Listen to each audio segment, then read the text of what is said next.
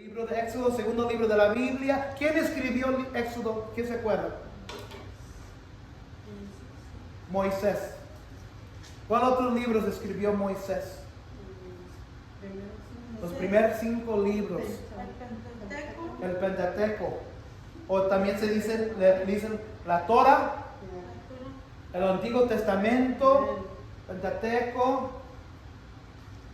Hay varias maneras de decir los 5 libros, pero asumimos que los 5 libros fueron dados a Moisés al punto cuando subió al monte de Sinaí. Y es ahí donde Dios le dio que escribir en estos 5 libros. Entonces hemos cubrido Génesis y vamos cubriendo Éxodo. Entonces la historia que estamos leyendo, la lectura del Éxodo del pueblo hebreo, fue las palabras que Dios le dio a Moisés que escribiera. ¿Y qué significa Éxodo? ¿Qué significa la palabra Éxodo?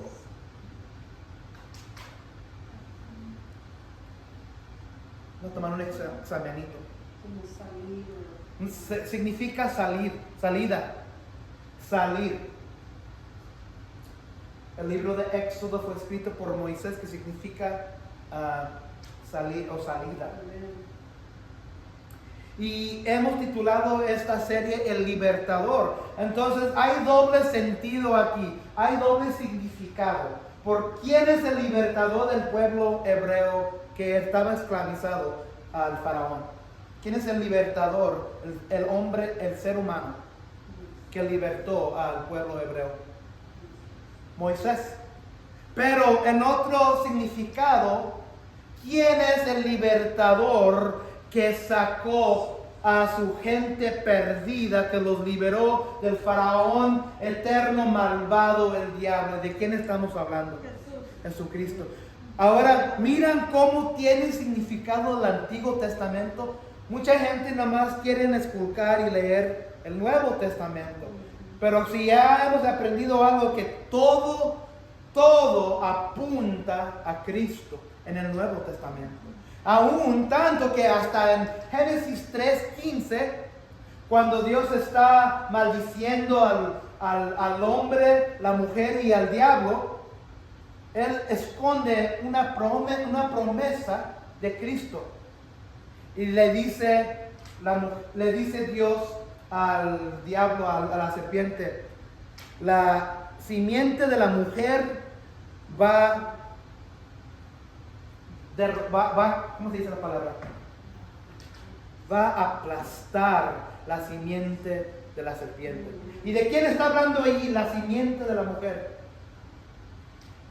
De Cristo. Entonces todo apunta a Cristo. Entonces aquí en Éxodo estamos mirando que todo se va formando hasta para ese punto en el Nuevo Testamento. Abran sus libros al libro de Éxodo 17, vamos a mirar 1 a 7. 17, 1 a 7.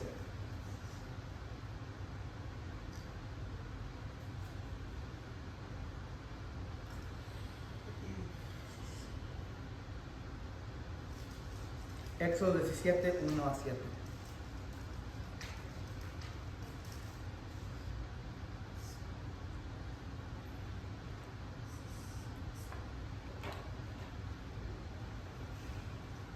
Sabemos,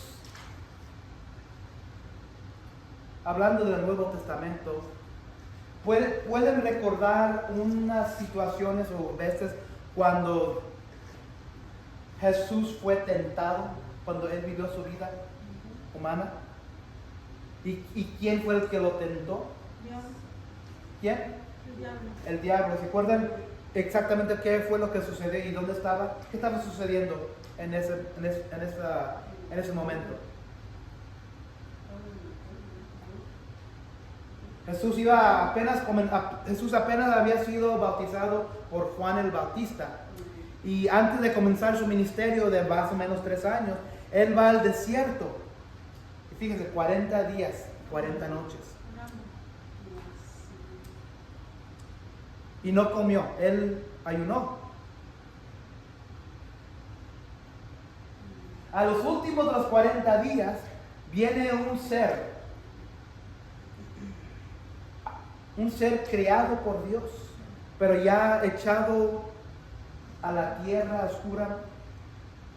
Y este es Satanás, el diablo, el mismo que estaba en el huerto, el que estaba en el jardín con Adán y Eva.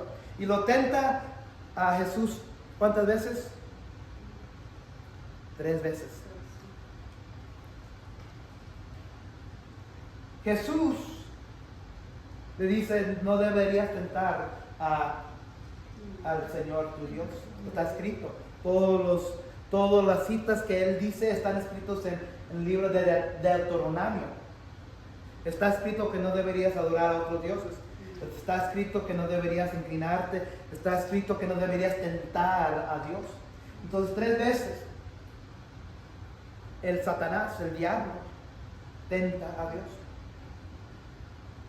Pero sabemos que también nosotros también como creyentes, hasta aún creyentes, tentamos a Dios. Vamos a descubrir cómo sucede esto. Debemos de buscar, aquí está el título del mensaje, debemos buscar a Cristo con un corazón de necesidad, no con un corazón de necedad. Debemos buscar a Cristo con un corazón de necesidad, no un corazón de necedad. Lo primero que vamos a mirar es que las pruebas deberían llevarnos a Dios, no ponerlo a prueba. Esto por esto. Las pruebas deberían llevarnos a Dios, no ponerlo a prueba. Primer versículo dice así, de capítulo 17. Toda la comunidad israelita partió del desierto de Sin por etapas, según lo había ordenado el Señor. Acamparon en Refidim, pero no había allí agua para que vivieran. ¿Qué es lo que ha sucedido hasta este punto? El pueblo hebreo ha sido rescatado, redimido por el libertador que Dios levantó por medio de Moisés. Salieron de Egipto, ya sabemos todo lo que ha sucedido, los milagros, las señales que Dios hizo y cómo usó Dios a Moisés, comenzando con las 10 plagas que Dios envió por medio de Moisés, siendo la última plaga la muerte del primogénito, que fue lo último que pudo aguantar el faraón y permitió que salieran los hebreos. Pero se arrepintió, los siguió, los persiguió, y miramos la mano poderosa de Dios cuando Él abrió el mar rojo y ahogó y mató, destruyó a todo el pueblo egipcio que los andaba persiguiendo, y luego cerró el mar rojo. Hemos mirado que cantaron,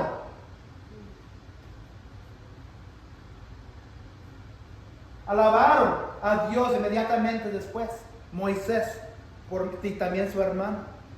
Pero también hemos mirado que han llegado al desierto y hemos mirado, tenían hambre y reclamaron, murmuraron. Vamos a mirar otra vez eso. La última vez que estábamos aquí, Dios envió maná y carne de los pájaros.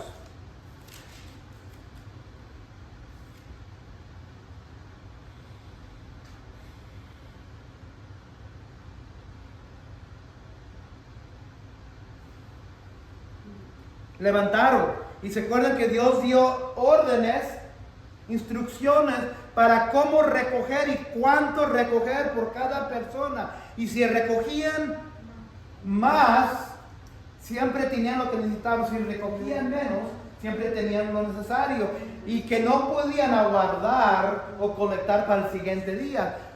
Menos el viernes, el día antes del sábado, el día de reposo para ellos. Él les dijo que pueden levantar doble el viernes para alzar para el sábado, para no trabajar y para reposar. ¿Y qué es lo que sucedía durante la semana? Si trataban de alzarlo para el día siguiente, te echaba a perder. Y miramos la última semana que Dios tiene un significado para las medidas en nuestras vidas. Y esa medida proporcionada es la palabra de Dios. No deberíamos vivir la palabra de Dios menos o más de lo que dice Dios. Hay que medir la palabra a lo que dice la palabra de Dios. Y si le ponemos más o si le quitamos, como dijo Juan en el libro de Apocalipsis, Dios le agregará las mismas plagas escritas en este libro. Y ahí es donde estamos. Ahí comienzan y se levantan ya después de recibir la maná y los pájaros comer de la carne, y se levantan. Y dice, toda la comunidad israelita partió del desierto de Sin por etapas, según lo había ordenado el Señor. Acamparon en Refidim, pero no había allí agua para que bebieran. ¿Se acuerdan que cuando el pueblo hebreo salió,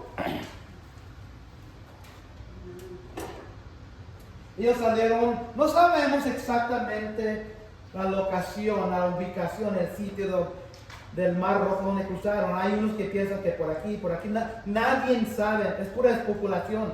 Pero sí sabemos que cruzaron el Mar Rojo y en vez de ir directo a la tierra prometida de Canaán, Dios le dijo que fueran a un lado del Mar Rojo, porque aquí hay puro desierto y montañas.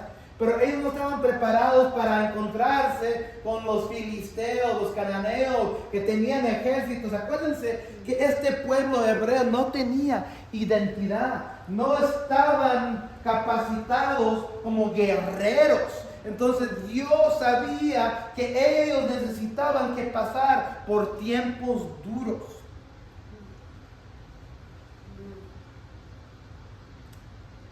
Y aquí dice, toda la comunidad israelita partió del desierto de Sin por etapas, según lo había ordenado el Señor. Entonces, ¿quién es el que está ordenando? Que vayan aquí, que vayan para allá, váyanse aquí, quédense aquí, ya no se queden aquí, levanten. ¿Quién es el que está diciendo todo eso? El Señor. Acamparon en Refidim, pero no había ahí agua para que vivieran. ¿Quién los envió a este sitio donde no había agua? Dios. Dios. Jehová. Pero ¿por qué es Dios así? ¿Por qué Dios nos envía a lugares en nuestras vidas donde no hay alimentación, donde no hay, donde se mira que no hay esperanza, donde no hay beber? Israel hizo exactamente lo que Dios les ordenó, siguiendo la columna de nube. ¿Se acuerdan la columna de nube de fuego? Pero no había agua para beber. Estaban en la voluntad de Dios. Estaban haciendo lo que Dios les estaba ordenando. Estaban en la voluntad de Dios, pero en un momento difícil. Es posible estar completamente en la voluntad de Dios, pero también en una temporada de grandes problemas. Porque yo he estado en esas situaciones en mi vida donde me está sucediendo cosas, y lo primero que pregunto, o también como pareja, estamos haciendo algo mal, estamos pecando, y luego entonces lo primero que hacemos es, a ver, ¿dónde estoy pecando? ¿Qué es lo que estoy haciendo que no debería hacer? No es siempre el caso. Muchas veces estamos a la voluntad de Dios, pero Dios todavía nos envía a momentos difíciles. Nos envía a lugares donde los recursos son ilimitados. Dios nos lleva, nos ordena a lugares en nuestras vidas sin explicación, donde parece que andamos vagando. Hemos sentido que una vez o dos hemos estado vagando en nuestras vidas. No sabemos ni siquiera para dónde vamos en nuestras vidas. Vagando, y nos hace parar en un lugar seco para ver si vamos a pasar la prueba que viene. ¿Se acuerdan de José en Egipto? Es exactamente lo que sucedió. Y José no tuvo una vida buena en su juventud. Sus hermanos lo vendieron, lo dejaron por muerto, se lo llevaron a Egipto, y luego la esposa de Potifar le convenció a su marido que que José estaba tratando de violarla, y luego lo echaron en otra cárcel, y ahí interpretó los sueños de 2 oficiales del rey, y se olvidaron de él por años. Y todo era una prueba para que un día Dios lo levantara de donde él estaba. Entonces ahí Dios nos lleva, nos ordena lugares en nuestra vez sin explicación. No había agua para que bebieran, dice la Biblia. El pueblo de Israel tenía un problema real. Esto no es imaginario. No había agua para beber. No se trataba de un problema imaginario. Y la gente tenía razón al preocuparse. Sin embargo, cuando el pueblo abrió su boca, la verdadera razón le salió de sus corazones. No voy a tener aquí las escrituras de hoy, no tuve oportunidad de ponerlo, pero Proverbios 21-23 dice: el que refrena su boca y su lengua se libra de muchas angustias. Mateo 15-18-19, la lectura que hizo mi señora. Pero lo que sale de la boca viene del corazón y contamina a la persona.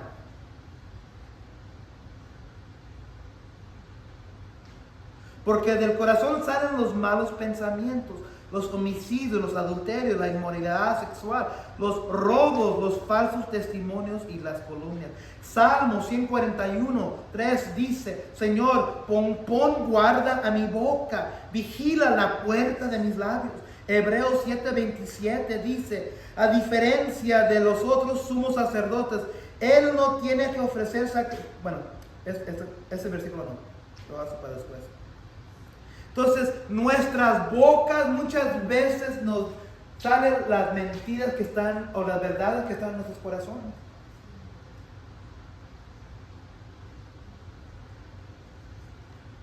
Porque si era una preocupación verdadera, no había agua, tenían sed, se iban a morir si no tomaban o bebían algo. Eso no es el problema que vamos a enfrentarnos aquí. El problema está aquí. Versículo 2. Así que discutieron con Moisés. Danos agua para beber, le exigieron. ¿Por qué discuten conmigo?, se defendió Moisés. ¿Por qué provocan al Señor? Otra palabra para decir eso: ¿por qué tientan al Señor? No sé qué traducción tengan ustedes. ¿Qué es la palabra que tienen ustedes? ¿Por qué tentáis a Jehová? Ahí está la verdadera razón del propósito que ellos tenían en su corazón. ¿Por qué tentáis al Señor? ¿Por qué provocan al Señor? Pero los israelitas estaban sedientos y murmuraron contra Moisés. ¿Para qué nos sacaste de Egipto?, reclamaban. Solo para matarnos de sed a nosotros, a nuestros hijos y a nuestro ganado. La sed de Israel trae quejas y discusiones contra Moisés. Contendieron con Moisés, no respondieron con pensamientos o acciones espirituales.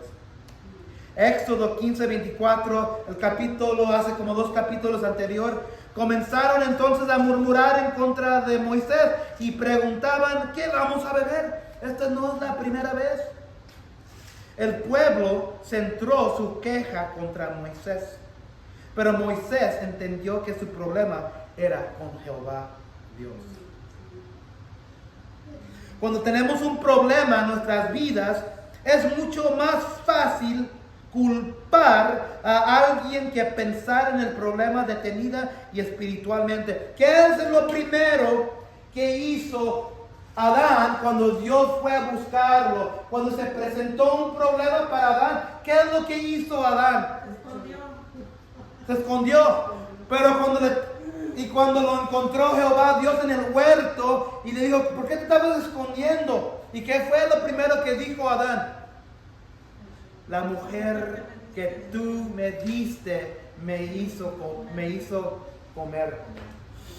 Y Dios va a la mujer. ¿Y qué es lo que dice la mujer? La serpiente me hizo comer. Lo primero que queremos hacer cuando viene la prueba, cuando viene la tentación o cuando viene la tormenta es culparle a alguien más.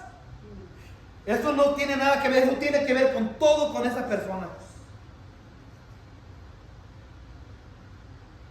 Es mucho más fácil culpar a la gente o las circunstancias de lo que está sucediendo. Eso no es mi culpa. Lo tiene el tal fulano, mi esposo, mi esposa. En la iglesia tiene la falta, el problema, la culpa. En esta situación Israel podría haber pensado: estamos en un desierto. No es extraño que no haya mucha agua. Necesitamos mirar hacia Dios para satisfacer esta necesidad. En lugar de eso, culparon a Moisés y no hicieron nada para solucionar el problema. Mira la diferencia. Versículos 2 y 3, donde aquí que estamos mirando, el verbo traducido quejarse o murmurar, discutir, se utiliza poco en la Biblia hebrea. De hecho, solo aquí en Éxodo y en los otros pasajes de Números y en un lugar en Josué encontramos esta palabra en particular. Esto es importante. Ante la mayor acción de Dios de Israel, instigada por la figura humana más grande de su historia, Moisés, el pueblo solo puede quejarse contra ambos.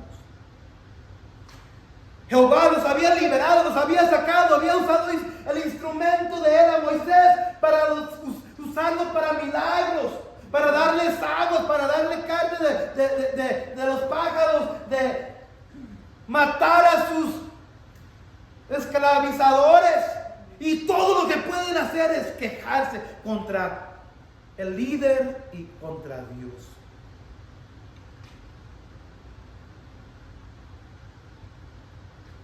¿Qué implica exactamente acerca del pueblo de Dios este poderoso recuerdo de queja?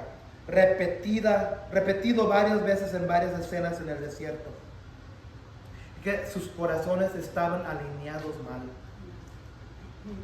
Reaccionaron con ira, con enojo. Santiago 1:19 otra vez: mis queridos hermanos, tengan presente esto. Todos deben estar listos para escuchar, pero no apresurarse para hablar ni para enojarse. Muchas veces nosotros como gente, no nomás estamos hablando de no creyentes, aún como creyentes, en vez de pausar, reflexionar, okay, ¿qué es lo que está sucediendo? Déjame pensar y reflexionar, a ver, okay, para entender exactamente qué es lo que tengo que hacer. Pero cuando algo nos pega, ¿qué nos queremos? ¡Ay! ¡Qué estupidez! Tú tienes la culpa. ¿Cómo te atreves? Te vas a arrepentir. Yo no tengo nada. Y ni pausamos para pensar y reflexionar. El pueblo hebreo podía haber pausado, pero no. Lo primero que hacen, culpan a Moisés. Enterrado en el cuestionamiento de esta gente a Dios y a Moisés, su representante, está la noción de amnesia. La gente ha olvidado la poderosa intervención de Dios. Justo en el capítulo anterior a este, cuando Dios en Éxodo 16 milagrosamente les dio comida en el desierto, una vasija de maná que sirvió como objeto de recuerdo para recordarle a la gente la provisión continua de Dios. Recuerden que ellos tenían en la arca que ellos estaban cargando, la vasija de maná. ¿Se acuerdan? Tienen este recordatorio, tienen el recordatorio de Dios y todavía se olvidan de la bondad de Dios.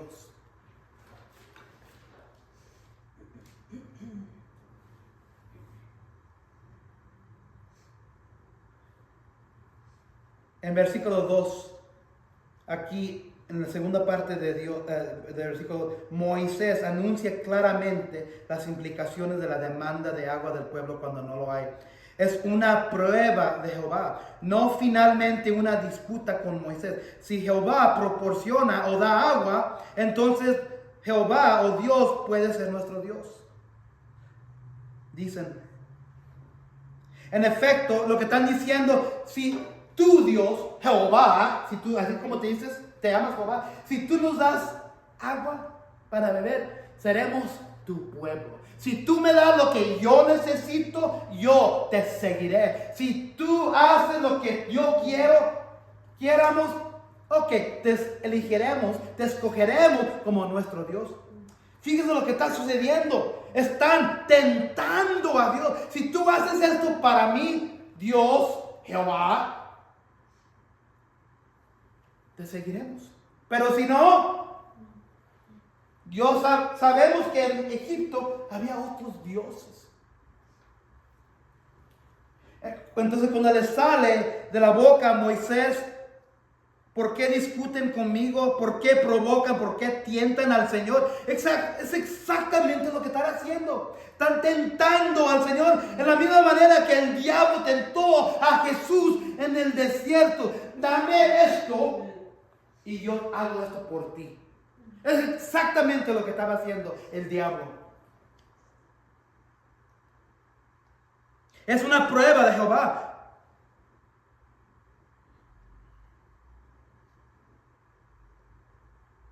Dice, si sin agua no hay Jehová. Si hay agua, hay Jehová. Actuamos de la manera que queremos o buscaremos otros dioses que lo que hagan. En Éxodo 32 le exigirán a Aarón. En Éxodo adelante 32 le exigirán a Aarón un dios así que les obligará a moldear y dar forma a un becerro de oro. Entonces, la verdadera razón a que estaban murmurando es que no estaban todavía alineados para seguir a Dios. Si tú eres nuestro Dios, danos agua.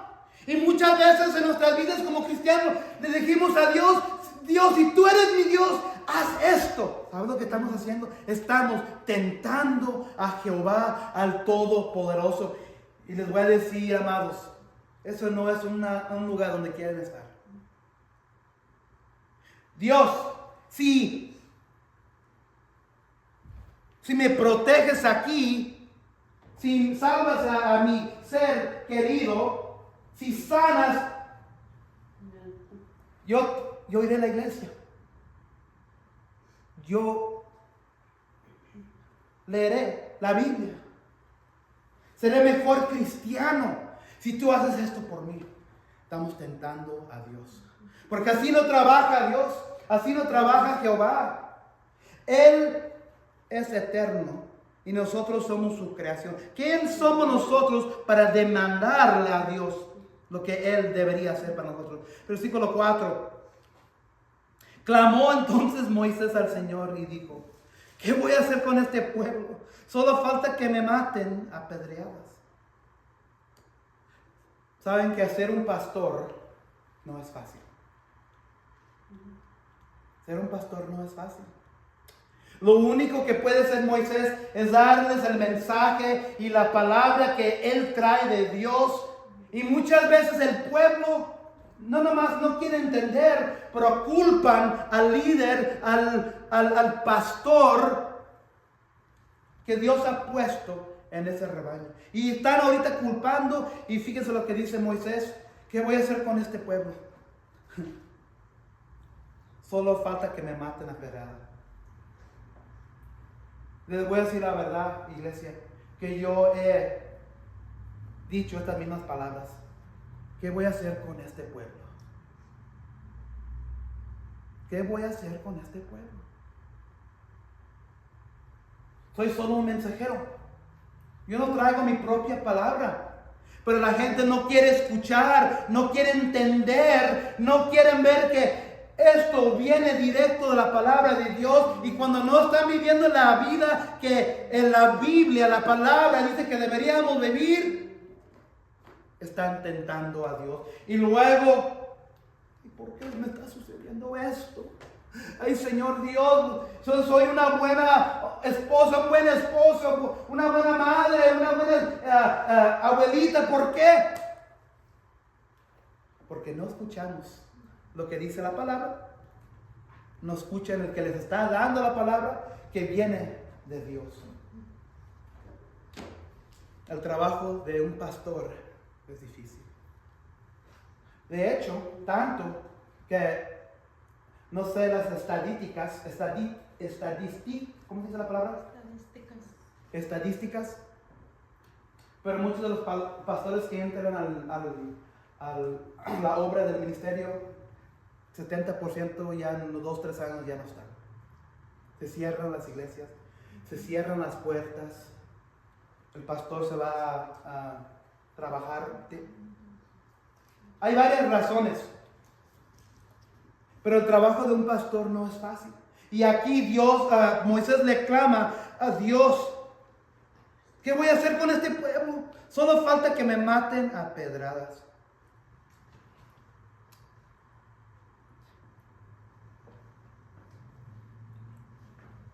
El pueblo se queja ante Moisés, pero Moisés va directo a Dios y le habla. ¿Qué estamos haciendo nosotros? ¿Estamos quejándonos ante Dios o estamos orándole a Dios? Hay una diferencia.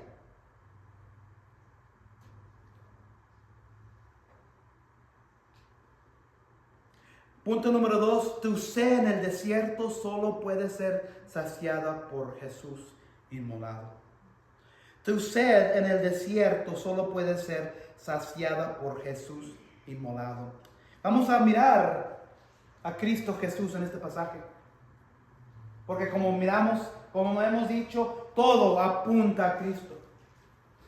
Tu sed en el desierto solo puede ser saciado por Jesús inmolado. Versículo 5. Adelántate al pueblo, le aconsejó el Señor, y llévate contigo a algunos jefes de Israel. Quizás su traducción puede decir ancianos. Pero lleva también la vara con que golpeaste el Nilo. ¿Recuerdan de la vara? Sí. Ponte en marcha, que yo estaré esperándote junto a la roca que está en Horeb. Dale un golpe a la roca y de ella brotará agua para que beba el pueblo. Así lo hizo Moisés a la vista de los jefes de Israel. Entonces Moisés recibió instrucciones de Dios en cómo proveer agua. En 1 Corintios 10, 3-5 dice: todos también comieron el mismo alimento espiritual. Aquí está hablando a Pablo en el Nuevo Testamento. Todos también comieron el mismo alimento espiritual en 1 Corintios 10, 3-5. Y tomaron la misma bebida espiritual, pues bebían de la roca espiritual que los acompañaba, y la roca era Cristo. 1 Corintios 10, 3-5. Sin embargo, la mayoría de ellos no agradaron a Dios y sus cuerpos quedaron tendidos en el desierto. Cuando el Señor, y aquí está lo simbólico, cuando el Señor le ordenó a Moisés que golpeara la roca aquí, tenía la intención de establecer una imagen de Cristo como nuestro Redentor. La Biblia dice repetidamente en los Salmos y en Isaías que Cristo es nuestra roca y piedra angular, golpeada, es decir, muerta por nuestra bien, y Él producirá corriente de agua viva, dice en Juan capítulo 4, versículo 10. Es interesante, le estaba diciendo a mi señora, que esta mañana una de las clases, lecciones de los niños era lo que estaba predicando el apóstol Pedro. Que Pedro, ¿sabían que el nombre de Pedro significa piedra? Y Pedro le estaba diciendo a la iglesia ahí en el Nuevo Testamento que Jesús era la piedra angular, que era la piedra que muchos habían rechazado. Y aquí hoy en este sermón español estamos hablando de lo mismo, de la piedra. Cuando Moisés golpea la piedra, es simbólico que Jesús está siendo golpeado, y cuando brota agua de la piedra está saliendo la agua viviente que necesitamos para vivir nuestras vidas. Así lo hizo Moisés a la vista de los jefes de Israel. Y voy a cubrir esto hoy porque no sé si un día estaremos en Números o no, en los otros libros del Pentateuco. Pero Números, en el libro del Números escrito por Moisés, todavía están en el desierto y otra vez se quejan contra Moisés. Por la segunda vez quieren que les dé agua. En Números 20, capítulo 8, si quieren ir a Números 20, capítulo 8, algo similar pasa igual. Números 20, capítulo 8. Toma la vara, otra vez, y reúne a la asamblea, otra vez. En presencia de esta, tú y tu hermano, que es Aarón, ordenarán o hablarán. Números 20, versículo 8. Tú y tu hermano ordenarán, o es otra manera de decir, hablarán a la roca que dé agua. Así harán que de ella brote agua, y darán de beber a la asamblea y a su ganado. Otra vez, Dios le da instrucciones a Moisés que vaya a la roca y que haga algo para que brote agua. Pero esta vez, en vez de golpear la roca, le dice, ordena o habla a la roca que dé agua. No golpear la roca. Y luego si siguen unos versículos después, en versículo 11, Números 20, 11, dicho esto, levantó la mano Moisés y 2 veces golpeó la roca con la vara. Y brotó agua en abundancia, de cual bebieron la asamblea y su ganado. Entonces, ¿qué sucedió que no debería haber sucedido? ¿Y cómo le dijo Jehová que brotara agua de la... Que le hablara. ¿Por qué piensan que era? ¿Por qué piensan ustedes que Dios no le ordenó a Moisés que golpeara la piedra? Porque es como si lo estuviera golpeando en la cruz cuando fue crucificado. Eso es una manera de mirarlo, ¿sí? ¿Sí? ¿Cuántas veces murió Dios? Cristo. Una vez. ¿Cuántas veces fue golpeado Cristo o murió sobre la cruz? Una vez. Fíjense lo que dice en versículo 2. Inmediatamente después de esto, Jehová, Dios dice, ay, válgame. El Señor dijo a Moisés y a Aarón, su hermano, por no haber confiado en mí, ni haber reconocido mi santidad en presencia de los israelitas, no serán ustedes los que lleven a esta comunidad a la tierra que les he dado.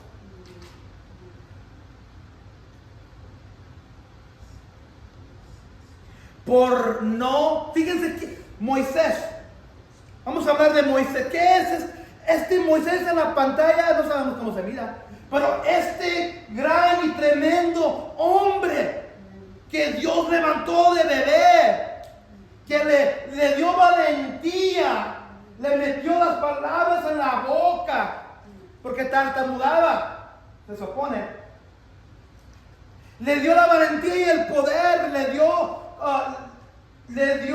la audacia para levantarse y ir contra el faraón, el rey de la nación más poderosa de ese día, que usó para enviar las plagas, que usó para abrir el mar rojo, que usó Dios a Moisés para que matara a los egipcios, que usó Moisés para hacer milagros en el desierto, brotar agua, dar comida. Y no hemos hablado y llegado todavía a los lugares donde por medio de Moisés, la siguiente historia la semana que viene, va a usar Dios a Moisés, donde cada vez que levanta sus manos se van a meter en una guerra, y cada vez que baja sus manos van a comenzar a perder. Pero cada vez que levanta sus manos, van a comenzar a seguir a ganar.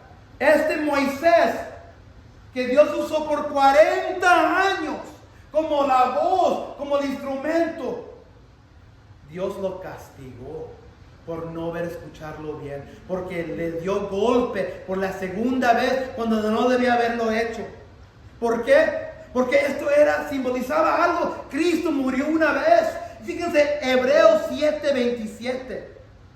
A diferencia de los otros sumos sacerdotes, Él no tiene que ofrecer sacrificios día tras día.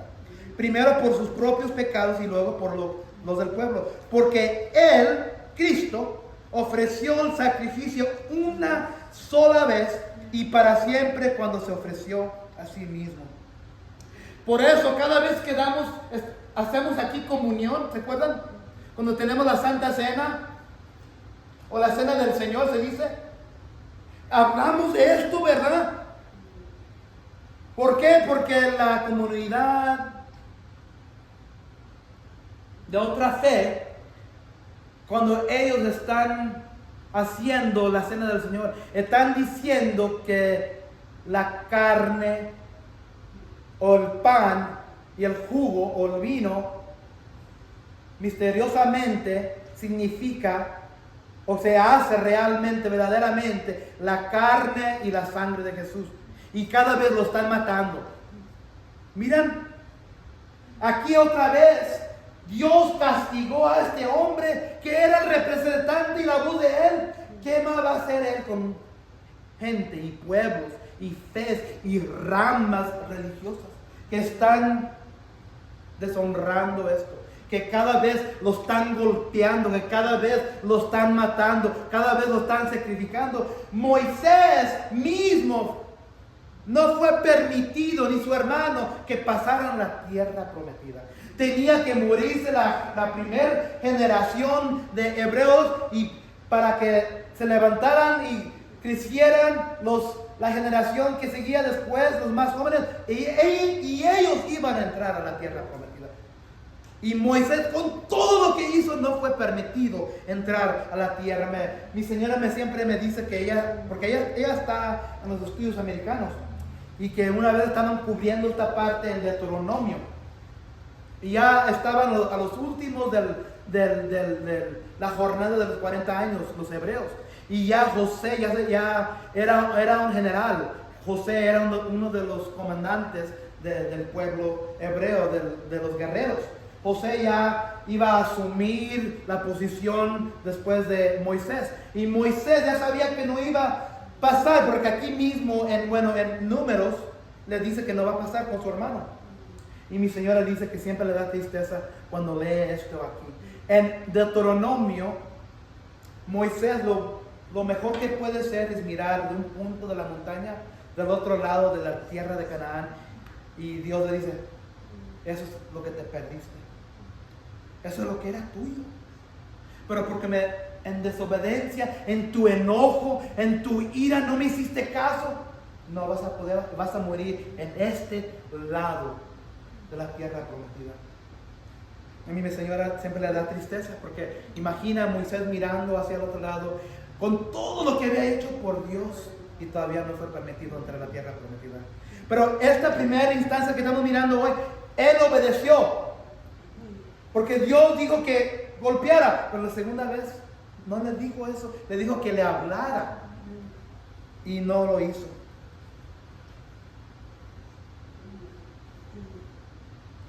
El tercer punto, tengamos cuidado, probar a Dios puede ser un recuerdo duradero. Tengamos cuidado, probar a Dios puede ser un recuerdo duradero. Versículo 7 dice, además, a ese lugar lo llamó Masá, y también Meribá, porque los israelitas habían probado al Señor y altercado con él al decir, ¿está o no está el Señor entre nosotros? Cuando tú cuestionas si Dios existe, si tú cuestionas dónde estás Dios, es ahí cuando estamos estamos llegando al punto de probar a Dios.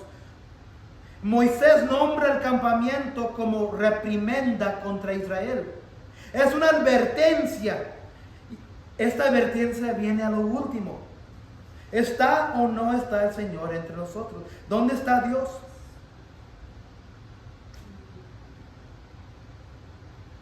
El último versículo tiene algo también para nosotros.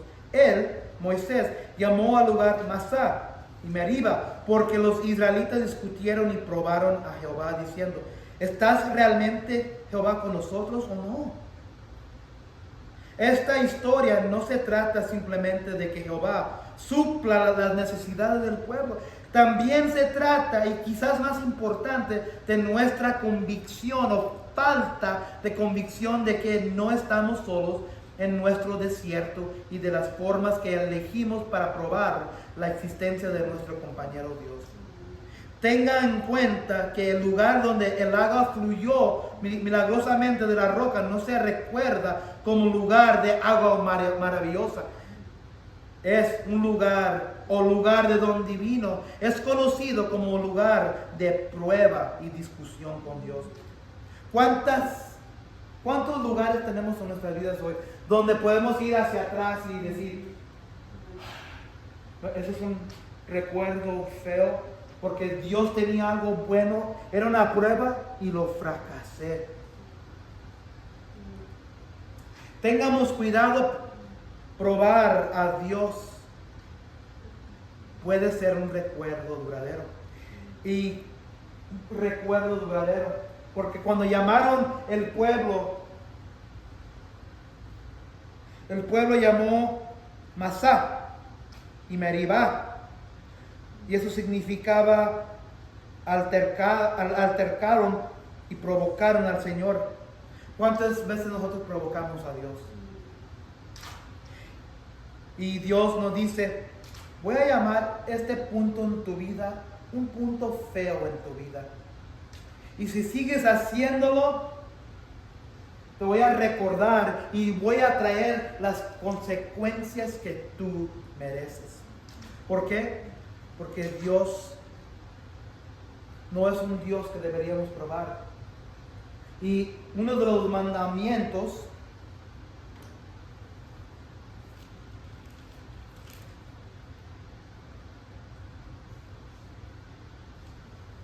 Diez mandamientos que vienen en Éxodo 20, versículo 2. Yo soy el Señor tu Dios. Yo te saqué de Egipto, del país donde eras esclavo. No tengas otros dioses además de mí. No te hagas ningún ídolo, ni nada que guarde semejanza con lo que hay arriba en el cielo, ni lo que hay abajo en la tierra, ni con lo que hay en las aguas debajo de la tierra. No te inclines delante de ellos, ni los adores. Y el Señor tu Dios, soy un Dios celoso, cuando los padres son malvados y me odian, y castigo a los hijos hasta la tercera y cuarta generación. Por el contrario, versículo 6 de Éxodo 20, de los 10 mandamientos. Por el contrario, cuando me aman y cumplen mis mandamientos, les muestro mi amor por 1000 generaciones. Repito lo que dice en versículo 5. No te inclines delante de ellos ni los adores. Yo, el Señor, tu Dios, soy un Dios celoso. Cuando los padres son malvados y me odian, yo castigo a sus hijos hasta la tercera y cuarta generación. Nosotros como padres podemos atraer maldiciones generacionales a nuestros hijos por no obedecer y escuchar a la palabra de Dios. Y eso todavía sucede hoy. Como parece que, bueno, la señora tal fulana estaba metida en esto o sometida bajo, y miramos a los hijos. Lo mismo. ¿Por qué? Las maldiciones generacionales se repiten. Si un padre golpea a la madre de los hijos, ¿qué es lo que piensan que van a hacer los hijos? Si un padre siempre está borracho o madre está borracha, o se endrogan, ¿qué es lo que piensan que hay posibilidad? Lo que va a suceder en los hijos de ellos. Lo mismo. Lo mismo. Entonces, así es como Dios trae consecuencias duraderas porque no tenemos cuidado y estamos probando a Dios. Y cuando Dios dio los 2 veces mandamientos, estamos haciendo nosotros mismos nuestros dioses. Es decir, Dios, salte de aquí, salte de encima. Yo voy a hacer lo que yo quiero porque yo soy mi Dios. ¿Y qué es lo que dijo Dios? Cuidado, porque si no, voy a traer las consecuencias, no nomás a ti, pero también a tus hijos. Y fíjense a las familias que existen en este mundo hoy, o de las personas que ustedes conocen o conocemos. ¿Cuántas familias, cuántos padres traen calamidad a sus hijos por medio de la manera que ellos están viviendo su vida? Yo tengo mis cosas que yo también peleo. Yo tengo mis pruebas que yo miré a mi padre. Mi papá era un alcohólico. Mi padre era un alcohólico. Y él se fue a su muerte como alcohólico. Y yo peleo con esos pensamientos. Yo peleo con esos pensamientos. Y quizás ahí sentados en sus asientos ustedes miraron a sus madres o sus padres batallar con ciertas cosas. Y no tengo que ser un profeta para saber que muchos de nuestros problemas vienen de nuestros padres, porque los miramos hacer lo mismo. No es decir que culpamos a ellos, pero esas son maldiciones generacionales que Dios trae. Y es así como estos recuerdos duraderos vienen. No vas a hacer lo que tú quieres, no vas a hacer lo que yo quiero de ti. Te voy a dar un recordatorio duradero que va a durar más que ti, va a durar también con tus hijos.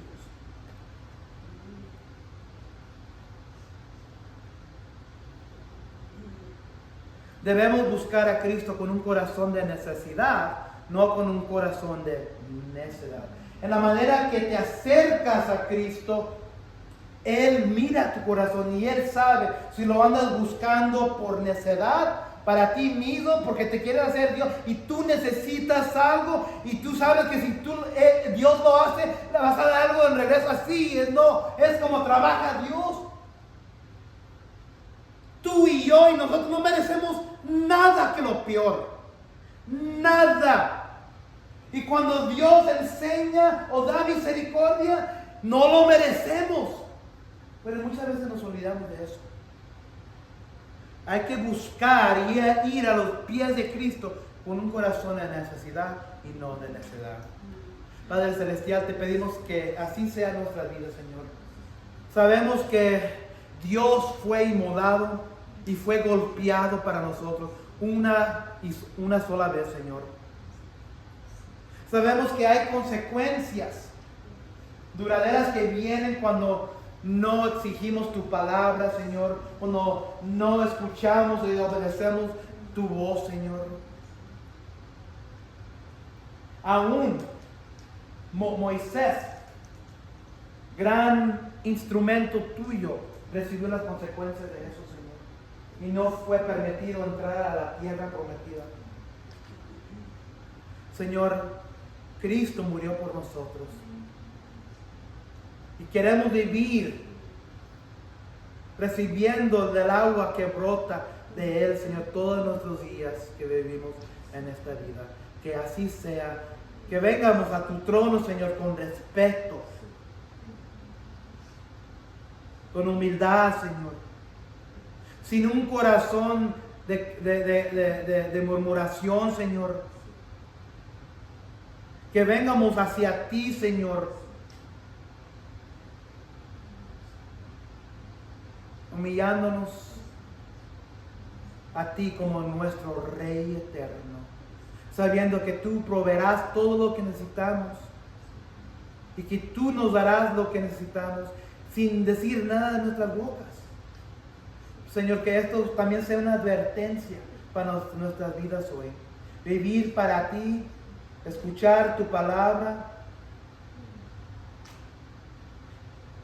y tomar y beber de esta agua viviente que tienes para nuestra vida. Te pedimos y anhelamos todo esto en el nombre de Cristo Jesús, nuestro Salvador, nuestro Redentor, nuestra piedra, nuestra roca. Amén.